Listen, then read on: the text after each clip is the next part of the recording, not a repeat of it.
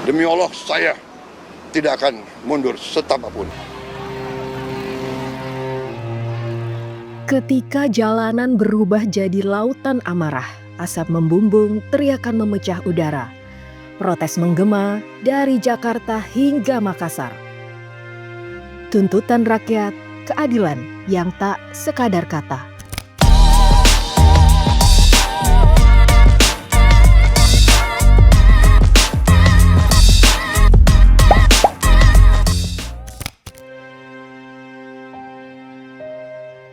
Semua bermula dari angka 50 juta untuk rumah para wakil rakyat.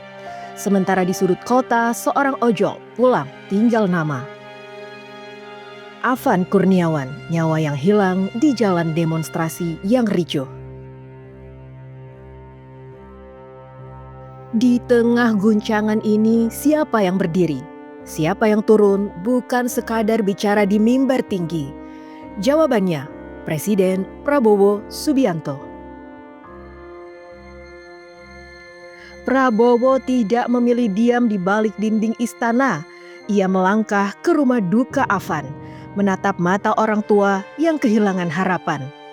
Bukan sekedar kata maaf yang ia bawa, tapi janji nyata, rumah baru untuk keluarga korban. Saya atas nama pribadi dan atas nama pemerintah Republik Indonesia mengucapkan turut berduka cita dan menyampaikan bela sungkawa yang sedalam-dalamnya. Saya sangat prihatin dan sangat sedih terjadi peristiwa ini. Pemerintah akan menjamin kehidupan keluarganya dan akan memberi perhatian khusus kepada baik orang tuanya dan adik-adik dan kakak-kakaknya. Di sisi lain, aparat juga terluka. Polisi yang bertugas demi tertib negara. Prabowo datang menjenguk di RS Polri, menjabat tangan, menyampaikan simpati. Kata Prabowo, negara hadir bukan hanya bicara, tapi memberi penghargaan bagi mereka yang setia. Presiden menyenguk keluarga besar Polri yang kemarin menjadi korban pada saat terjadi aksi kerusuhan, dan beliau melihat satu persatu dan beliau sangat prihatin, dan beliau memerintahkan kepada saya untuk memberikan penghargaan terbaik bagi prajurit-prajurit yang sudah menjadi korban dalam melaksanakan tugas negara. Namun Prabowo tahu, empati tak cukup meredam gelombang. Harus ada keputusan, harus ada ketegasan. Di istana, ia panggil para ketua partai dan jajaran kabinet. Di hadapan mereka, ia tegas berkata, "Kita hormati demokrasi, tapi anarki harus berhenti." Para pimpinan DPR menyampaikan akan dilakukan pencabutan beberapa kebijakan DPR RI, termasuk besaran tunjangan anggota DPR dan juga moratorium kunjungan kerja ke luar negeri. Keputusannya jelas, tunjangan DPR yang bikin rakyat marah dibekukan. Pelesiran wakil rakyat ke luar negeri dihentikan. Ini bukan basa-basi, ini janji yang jadi aksi. Dan tak berhenti di situ, Prabowo perintahkan investigasi transparan. Siapa oknum aparat yang lalai, siapa perusuh yang sengaja membuat negeri terbakar, semuanya harus terang di bawah cahaya hukum, tanpa pandang bulu, tanpa main mata. Mereka harus mengerti, saya ini siap mati untuk bangsa dan rakyat ini. Di panggung ini ada dua wajah demokrasi. Satu, hak rakyat untuk bersuara. Dua, kewajiban negara untuk menjaga tertibnya negara. Prabowo tahu kebebasan tanpa aturan hanyalah bencana. Karena itu, ia perintahkan TNI Polri, lindungi rakyat yang damai, tindak tegas mereka yang anarki.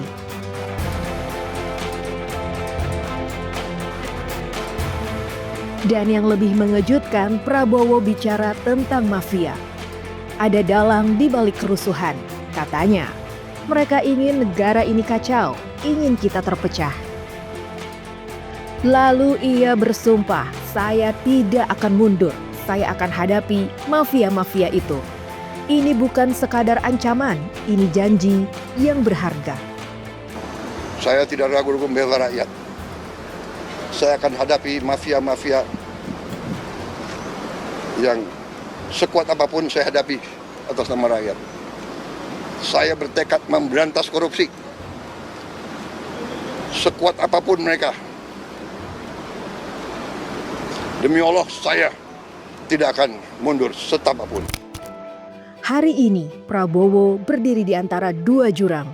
Jurang amarah rakyat dan jurang provokasi elit. Ia pilih turun tangan, bukan lari. Ia pilih meredam luka, bukan menambah bara. Ia pilih hadapi mafia, bukan tunduk pada mereka. Harus jawab tuntutan rakyat hari ini, bukan nanti. Harus atasi sekarang. Rakyat menuntut sekarang. Tapi pertanyaannya untuk kita semua, apakah kita siap mengawal janji ini? Karena negara kuat bukan hanya karena presidennya berani, tapi karena rakyatnya mau berdiri untuk keadilan, untuk kebenaran, untuk Indonesia yang tak lagi jadi panggung permainan. Mari kita bangun Indonesia di atas landasan yang sudah dirintis oleh pendahulu-pendahulu kita.